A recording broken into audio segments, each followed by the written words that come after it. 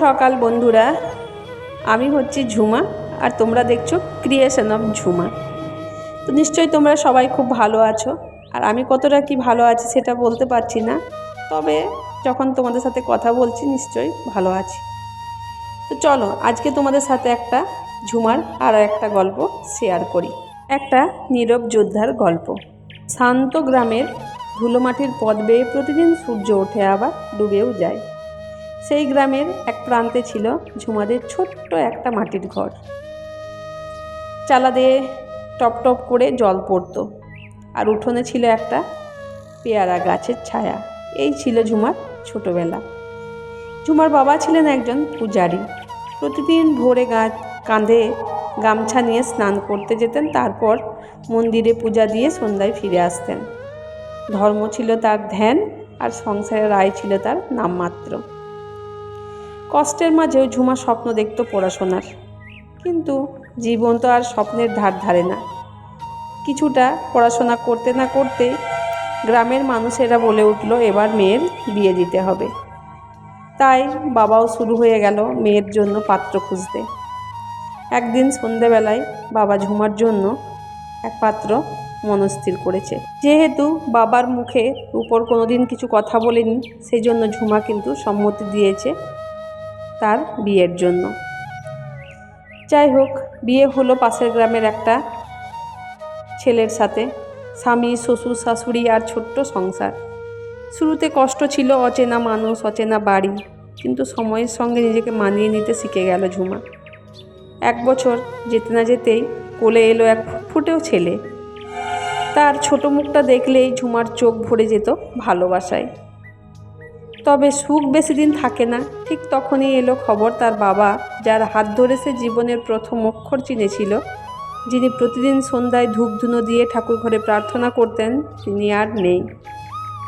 ঝুমা ভেঙে পড়লেও চোখের জল মুছে বলেছিল, বাবা তোমার আশীর্বাদ থাকলে আমি পারবো। এরপর কেটে গেল কয়েক বছর। ঝুমা সংসার সামলাতো, ছেলে মানুষ করত, আর চেষ্টা করত সবার মন জয় করতে। শ্বশুর শাশুড়িকে বাবা মা ভেবে সেবা করত। একদিন একটা ঘটনা ঘটল। ঝুমা কিন্তু সংসারে যে অক্লান্ত পরিশ্রম করত, তার মাঝেও কিন্তু সে টিউশনি পড়াতো। বিয়ের আগেও সে টিউশনি পড়াতো, বিয়ের পরও সে টিউশনি পড়াতো। তারপরে কিছুদিন পর একটা কাজের সন্ধান এলো। তাদের পাশের একটা স্কুল আছে, সেই স্কুলে নার্সের ট্রেনিং শেখানো হচ্ছিল।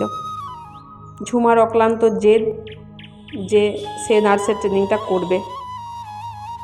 নার্সের ট্রেনিংটা করতে সবাই সম্মতি দিয়েছিল, কিন্তু যেই কাজের সুযোগ এলো বাড়ি থেকে কিছু দূরে একটা চেম্বারে, বাড়ির সবাই কিন্তু না করেছিল। ঝুমা কাজের জন্য আগ্রহ দেখালেও স্বামী মুখ ঘুরিয়ে নেয়। শুধু একজন তাকে জড়িয়ে ধরে বলেছিল, যা মা, আমি তোর পাশে আছি। সে ছিলেন তার শাশুড়ি মা। সেই আশীর্বাদ নিয়েই ঝুমা কিন্তু পথে নামলো। প্রতিদিন সকাল 8:30টায় বের হতো, হাঁটতো, বাস ধরতো। তারপরে সারাদিন চেম্বারে কাজ করার পর সন্ধেবেলায় বাড়ি ফিরে আবার সংসার সামলাতো। ক্লান্তি তার শরীরে থাকলেও মুখে হাসি ছিল সব সময়। হঠাৎ একদিন সেই মুখও নিস্তব্ধ হয়ে গেল। শাশুড়ি মা মারা গেলেন। ঝুমা আবার একা, আবার নীরব। কিন্তু এবার সে জানতো কাঁদলেই সব থেমে যাবে, তাই দাঁড়িয়ে থাকতে হবে। এভাবে চলতে চলতে তার জীবন একটা রুটিনে বন্দি হয়ে গেল। সকাল, রান্না, কাজ, ছেলে, বিকেলে ফিরে আসা, রাত, সব ঘুমিয়ে গেলে একটা নিস্তব্ধ কান্না। রাত গভীর হলে সে চুপি চুপি বলে উঠত, বাবা আজকে অনেক কষ্ট হলো গো, তুমি শুনেছ তো? তারপরে চোখ বন্ধ করে কল্পনায় বাবার কোলে মাথা রাখত। তোমরা হয়তো ভাববে যে ঝুমার বাবা তো মারা গেছেন, তাহলে ঝুমার সাথে কি করে কথা বলছে? ঝুমার বাবা আজও বেঁচে আছে ঝুমার মধ্যে, ঝুমার ভালোবাসাতে। ঝুমা কোনোদিন তার বাবাকে ভুলতে পারেনি, আর পারবেও না।